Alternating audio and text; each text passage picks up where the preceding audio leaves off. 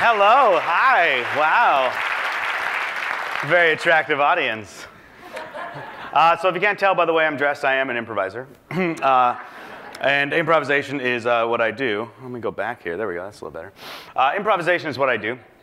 And what I teach. Now, I'm sure we all know what improvisation is, right? I'm assuming. Give me some nods here. I like this interaction, yeah. Give me some nods. So improvisation, we're making things with what is at hand. We're creating something out of nothing. We're making it up. But still, when we hear the word improvisation, we all think of something, right? Who here thinks of improv comedy when they hear improv? You can raise your hand. Who here thinks of jazz music? Anybody? Yeah, there you are, sexy. Who here thinks of like freestyle rapping or hip hop? Anyone? Yeah, there we go. We got some hands. Who thinks of MacGyver? There it is, right? Mac. Dude would improvise the most amazing things. And all of you are right. Improvisation is all of those things. But what I love about it is that it's not just one of those things. Improvisation isn't actually even a thing when you think about it. Improvisation is a process. It's a way of making a thing. It's not a product that I can give you or show you. What I do is I improvise theater, or hip-hop, or explosive devices. And that's what I'm going to talk to you about today. I'm going to talk to you about what I call the way of improvisation. Yeah, the way. When I teach improv, the majority of students I have, whether they're high school students or adults, none of them are actually wanting to be professional improvisers. None of them. They all just want to improve their lives. And what I found is that the skills that I use and teach in improvisation are the skills I use when I live my life. Because life, believe it or not, is improvised. So I'm going to take you through 7 skills and 7 steps of improvising that I teach to people, and we're going to sort of translate those into our real lives. Sound fun? Sound cool? You with me? Give me some nods. I like the nods. I like the nods. Yeah, good. Awesome. So the first of these skills, the first thing I have to teach, especially with adults, is play. Very simple. We all knew how to do this when we were children. But as we grow up, we slowly start losing our sense of play, right? And what play is that idea of engaging in something just because you like it. Right? Like, oh, this is fun, right? And we lose that as we get older. And play happens here, in this moment, in my body. And what play becomes as we get older, we start taking it more seriously, and it becomes the opposite of play, which is work, which everybody hates. Because work is serious, and we start thinking about it, and we get worried about it, and we're stuck in our heads, and we aren't just playing and being present in the moment. And this, right here, is where life happens. It's where everything happens, is in the moment. So let's get there instead of here. The second step, let yourself fail. Now, we already heard a very handsome doctor talk a lot about failure, so I'm going to try and not spend too much time on it here. Such a handsome doctor. But notice that it says, let yourself fail. It's not just fail, because failing is easy. We can all do it. The hard part is to be okay with that and to let yourself fail and accept that failure is a natural way of things. The doctor said it so much more intelligently. But I'm an improviser. We're pretty much the same. And it's this fear. The fear of failure is what does it, right? Because as soon as you start fearing failure and you start getting worried about it, it gets you right back up here in your head again. And you're worried and you're thinking about all the failings you're going to do, and then you probably will fail. Improvisers understand that if you fail,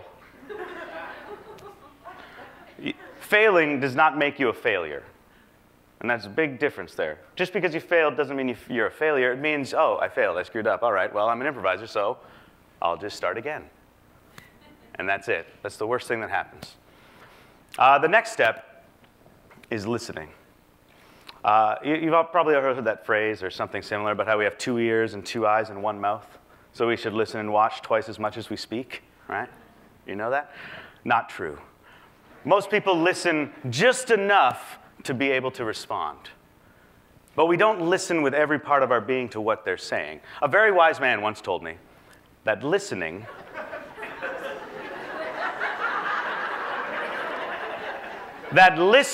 is the willingness to change. If I'm not willing to change based on what you're telling me, I'm not really listening. I've already made up my mind. I've decided how I feel. I've decided what I think. And I'm just going to let you talk at me, and then I'm going to respond.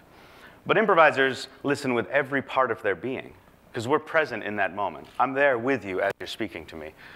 I'm willing. I don't have to change, but I'm willing to change. Improv is a collaborative art form. And collaboration means taking yourself out of the equation.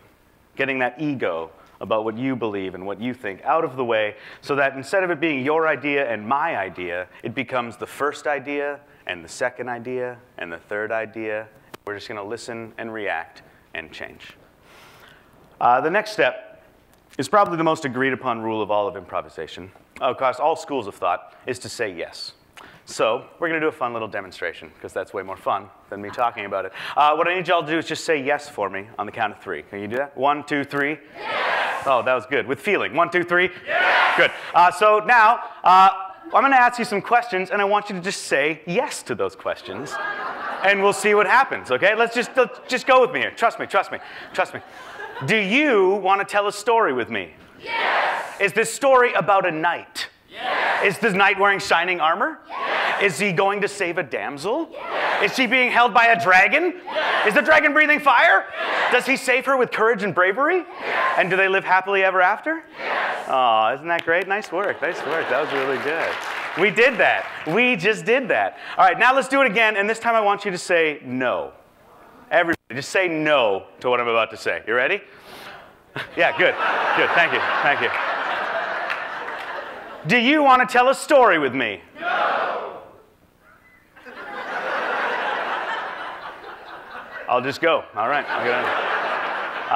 Now that incredibly elaborate demonstration we just did proves one very simple point about improvisation, is that a series of yeses will take us somewhere.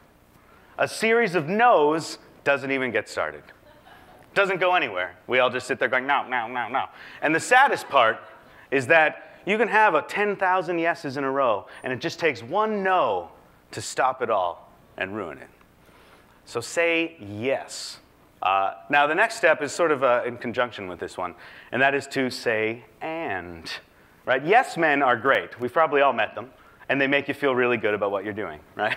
All of you let me tell a story by saying yes. Thank you for that. But and men are the people we really want to work with. The people that say yes to our idea and give us something else. Right? And then what happens is you bring a brick, and I bring a brick, and then someone else brings a brick, and we just pile them on top of each other until we've built something that none of us could have built on our own. And that's what saying and is all about. Yes and. Not yes but, because but is a contradiction, whereas and is some sort of connection, right? So say yes and you're on your way to working with people and creating something. This step's a little weird. Just read that for a second. Think about it. Play the game. Sounds strange. You're like, yeah, Dave, maybe in improv you play games, but not in life. OK, get over it. So let me define what I mean by game here. What I mean by game is anything that has rules to it. I consider a game. So Monopoly, that's a game. Filling out a job application, to me, that's a game. Right? There are rules that I am following. Right? And what rules do is they free us up to improvise. Right? By giving ourselves these constrictions, you know what I'm saying? That guide our impulses, it funnels our creative process into some kind of product. Right? The process of improvisation and those rules help us create something.